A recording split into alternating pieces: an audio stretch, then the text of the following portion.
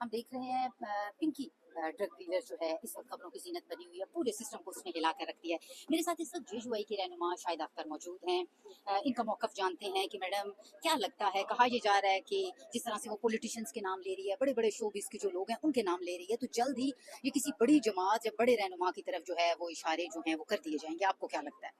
देखें, वो जिस तरह डटाई के साथ और दलेरी के साथ मैं कहूँगी कि मीडिया पे आई है, मीडिया ने उसको एक्सपोज किया है, तो ये बहुत शर्मनाक फेल था उसका कि बावजूद इसके कि जिस तरह उसने कानून शिकनी की है और फिर इस तरह उनके साथ उसको फैसिलिटेट किया जा रहा है, तो ये काबिल मजम्मत है और इसको सख्त से सख्त सजा देनी चाहिए। हमारे कवानीन नारकोटिक्स के हवाले से यकीनन सख्त है, लेकिन जब तक उसकी इम्प्लीमेंटेशन उतनी सख्ती से नहीं होगी तो ये सूरत हाल सामने आ रही हैं।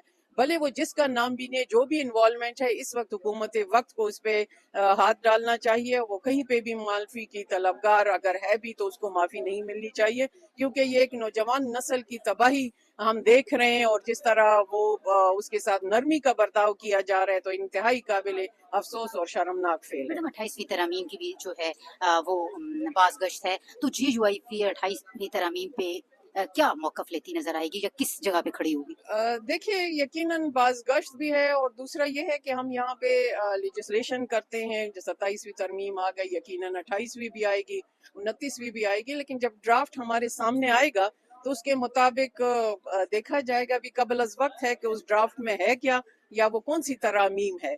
अगर काबिल कबूल होंगी तो यकीनन मानी जाएंगी, अगर नहीं होगी तो डेफिनेटली उसको डाइल्यूट करने की कोशिश जरूर की मैडम जाएगी। कल बिलावल भुट्टो की जो प्रेस कॉन्फ्रेंस के दौरान शाजिया मरी ने टोका, उसको बहुत तनकीद का निशाना बनाया जा रहा है, तो आप इस एटीट्यूड को या इस अमल को किस तरह से देख रही हैं? देखिए, वो तो इनका अपनी पार्टी का और लीडरशिप का है, तो जाहिर है जब लीडरशिप बात कर रही है तो जाहिर है कुछ वैल्यूज होते हैं। अगर लीडरशिप ने कहा है तो उनकी पार्टी का अंदरूनी मामला है। मैं समझती हूँ किसी को उसको इस चीज को इतना नहीं उछालना चाहिए। जब ये लीडरशिप बात कर रही है तो एटलीस्ट तहम्मुल से सुनना भी चाहिए। Thank you so much. बिल्कुल जी, जिस तरह से आपने सुना, इनका ये कहना है कि अगर लीडरशिप जब बात कर रही हो तो जो बाकी दीगर पार्टी के अरकान है उनको तहम्मुल से जो है वो बात सुननी भी चाहिए।